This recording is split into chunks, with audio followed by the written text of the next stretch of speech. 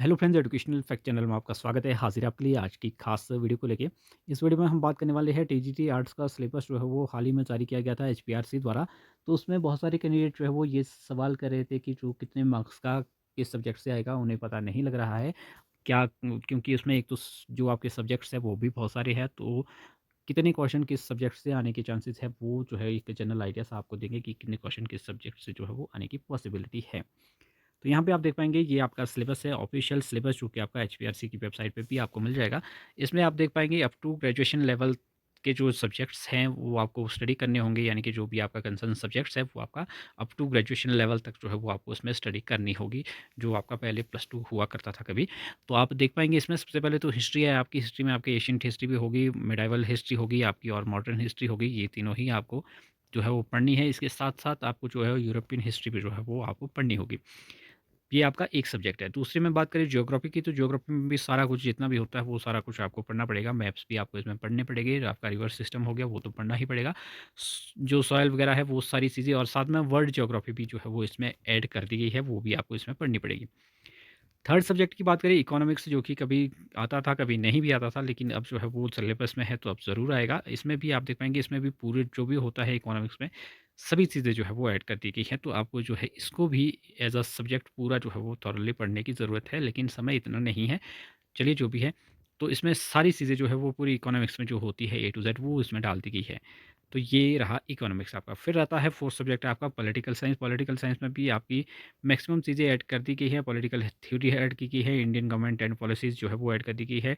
फिर इसमें और भी चीज़ें हैं, इसमें इंपॉर्टेंट आपका जो ये इंटरनेशनल रिलेशंस है वो भी आपको जो है वो पढ़ के जाना पड़ेगा। कंपैरेटिव गवर्नमेंट एंड पॉलिटिक्स ये भी आपको जो है वो पढ़नी पड़ेगी। उसके बाद और एक सब्जेक्ट है, ये आपका है पब्लिक एड, और पब्लिक एड में भी जो है वो आपकी सारी चीज़ें जो है एक बार फिर से आपको पढ़नी पड़ेगी। लेकिन वैसे तो बहुत सारी चीज़ें को रिलेट भी करती हैं, आपकी हिस्ट्री से करेगी, कुछ एक पॉलिटी से भी करेगी, तो लेकिन अलग से भी जो है ये चीज़ें आपको सारी पता होनी चाहिए। इसमें भी बहुत सारी चीज़ें हैं। और फिर आपका सोशियोलॉजी एक और ऐड कर दिया गया है इसमें। सोशियोलॉजी में भी जितनी भी चीज़ें हैं, एनवायरनमेंट से रिलेटेड भी चीज़ें हैं, वो भी आपको सोशल सोसाइटी से रिलेटेड चीज़ें हैं, वो सारी आपको आनी चाहिए। इसमें बहुत सारी चीज़ें आती है, ये भी काफ़ी लंबा-चौड़ा इसका भी सिलेबस है, वो भी आपको जो है वो करना पड़ेगा। धीरे-धीरे में आएँगे कि कितने क्वेश्चन जो है वो एक सब्जेक्ट से आने की जो है इसमें पॉसिबिलिटी है, ये देख पाएँगे आप पूरा ये जो सोशियोलॉजी का ही सिलेबस है। फिर इसके बाद आता है आपका नेक्स्ट जो आपका सब्जेक्ट है वो आपका बीएड है, और बीएड में भी आप देख पाएँगे, बीएड में इन्होंने ये नहीं बताया कि सिलेबस क्या है। सिलेबस के बजाय सीधे ही जो आपको बीएड में सब्जेक्ट पढ़ते हैं वो 10-20 सब्जेक्ट सभी सब्जेक्ट्स के यहाँ पे ऐड नाम कर दिए गए हैं। जिसमें आप देख पाएँगे साइको भी है, कंटेम्प्रेरी इंडिया एंड एजुकेशन भी है, लैंग्वेज अक्रॉस द करिकुलम, ये सारे सब्जेक्ट जो है वो आप पढ़ते हैं 2 सालों में, वो सारे जो है वो यहाँ पे ऐड कर दिए गए हैं। तो ऐसा कैसा सिलेबस है ये समझना ही बहुत बड़ी बात है। और अगर आप सिलेबस के बिहा पे थॉरोली स्टडी करेंगे तो उसके लिए तो आपको 2 साल भी कम पड़ जाएगी। तो इतना डीपली तो आपको नहीं जाना है, लेकिन सभी सब्जेक्ट जो है वो थोड़े से टच तो आपको करने पड़ेंगे।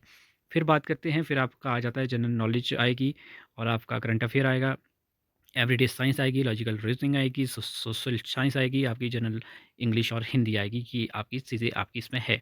तो ये सारी तो है, जो तो आपके ये सब्जेक्ट है। देखिए, ये आपका वो है, आपको पता होना चाहिए कि जो आपका पेपर है वो आपका 140 और 60 में आएगा, यानी कि 140 जो क्वेश्चन है ये आपके कंसर्न सब्जेक्ट से रिगार्डिंग, यानी कि जैसे आपका टीजीटी आर्ट्स है तो जो हमने यहाँ से ऊपर ये सारे सब्जेक्ट बताए आपको, वो सारे 140 क्वेश्चन उसके आएंगे, और 60 क्वेश्चन जो है कि आपके ये जो नीचे 7 सब्जेक्ट आपके बच रहे हैं ये सभी इसमें इंक्लूड कर दिए जाएंगे, जिसमें आपकी एच पी जी के भी है।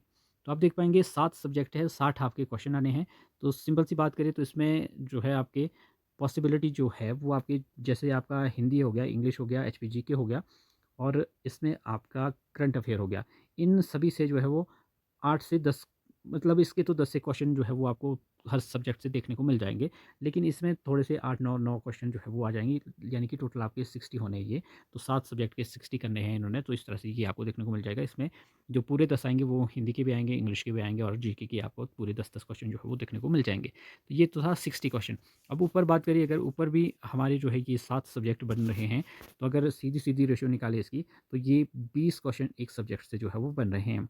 लेकिन यहाँ पे आपको थोड़ा-सा ये हो सकता है कि जो आपकी हिस्ट्री है पॉलिटी है और आपकी जो ज्योग्राफी है, इसमें आपको हो सकता है कि 25 तक जो है वो क्वेश्चंस देखने को मिल जाए, और जो आपकी इको हो गया और पब्लिक एड हो गया और आपका सोशियोलॉजी है, उसमें से थोड़े से कम आपको, यानी कि 15-17 क्वेश्चन जो है वो एक सब्जेक्ट से देखने को मिलेंगे। तो इस तरह से ये आपके 140 टोटल हो जाएँगे, क्योंकि अगर रेशो की बात करें, हम अगर हम एवरेज निकालें, तो एवरेज सिंपल सी बात है, 7 ये आपके सब्जेक्ट बन रहे हैं। आपका हिस्ट्री हो गया एक, दूसरा आपका हो गया ज्योग्राफी, तीसरा हो गया आपका पॉलिटी, तीसरा इकोनॉमिक्स हो गया, चौथा आपका हो गया, यहाँ पे आप देख पाएँगे पॉलिटी हो गया 4, और 5 में आपकी होगी सोशियोलॉजी, 6 में होगी आपकी ये बीएड, 7 तो आपका पब्लिक एड है। तो इस तरह से ये 7 सब्जेक्ट हो जाते हैं। तो अगर इसकी एवरेजन निकालें तो ये 20 क्वेश्चंस पर सब्जेक्ट बन रहे हैं, लेकिन 20 तो नहीं, जो आपके ये मेन सब्जेक्ट है, इसमें से थोड़े से ज़्यादा क्वेश्चन आपको देखने को मिल सकते हैं। हिस्ट्री में हो सकता है 30 क्वेश्चंस भी आ जाएँ, क्योंकि मेन सब्जेक्ट आपका हिस्ट्री, पॉलिटी ही रहते हैं,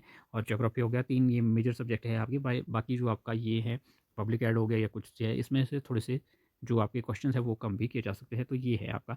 इसमें बीएड के भी आपको जो है वो, यानी कि जो भी आपको यहाँ पे 10-15 सब्जेक्ट दिए गए हैं बीएड के, तो उसमें से भी आपको जो है वो 15-20 क्वेश्चन जो है वो 20-25 क्वेश्चन जो है वो देखने को मिल सकते हैं। तो ये इस तरह से आपका जो पूरा सिलेबस है वो तैयार कर दिया गया है। आपको जितनी भी किताबें हैं वो सभी जो है वो पढ़ने के लिए कही गई है। तो यानी कि आपको सारा कुछ जो है वो पढ़ना पड़ेगा, ये आपका है।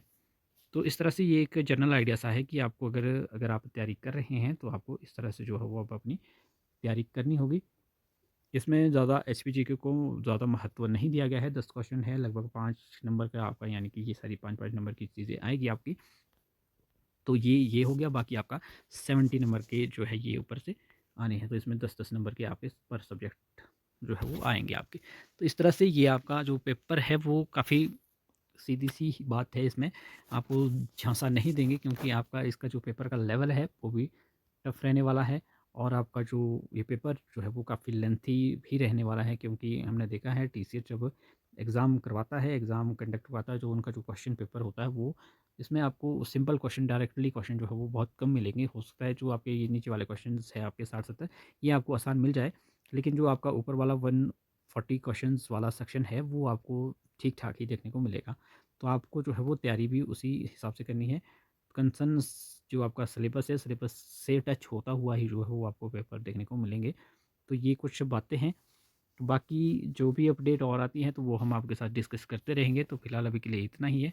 बाकी जो चेंज करने की बात है या एग्ज़ाम डिले करने की बात है, वो ऐसा कुछ पॉसिबल है नहीं। और आपका जो ये रिटन है, सीबीटी है सॉरी, वो आपको जैन में भी देखने को मिल सकता है। वैसे जैन में पहले एग्ज़ाम नहीं होते थे, लेकिन अब ऑनलाइन है और अब बर्फ़ भी बहुत कम गिरता है। अगर बर्फ़ नहीं गिरेगी तो ये एग्ज़ाम आपका हो जाएगा। अगर बर्फ़ गिरती है तो ही आपका जो एग्ज़ाम है ये थोड़ा-सा एक्सटेंड हो सकता है। अदरवाइज़ अगर सब कुछ सही रहता है, मौसम सही रहता है, तो आपको एग्ज़ाम जनवरी में देखने को मिल जाएगा। तो ये आज की कुछ ख़ास अपडेट थी। तो फिलहाल अभी के लिए इतना ही। मिलते हैं अगली अपडेट के साथ, तब तक के लिए बाय-बाय।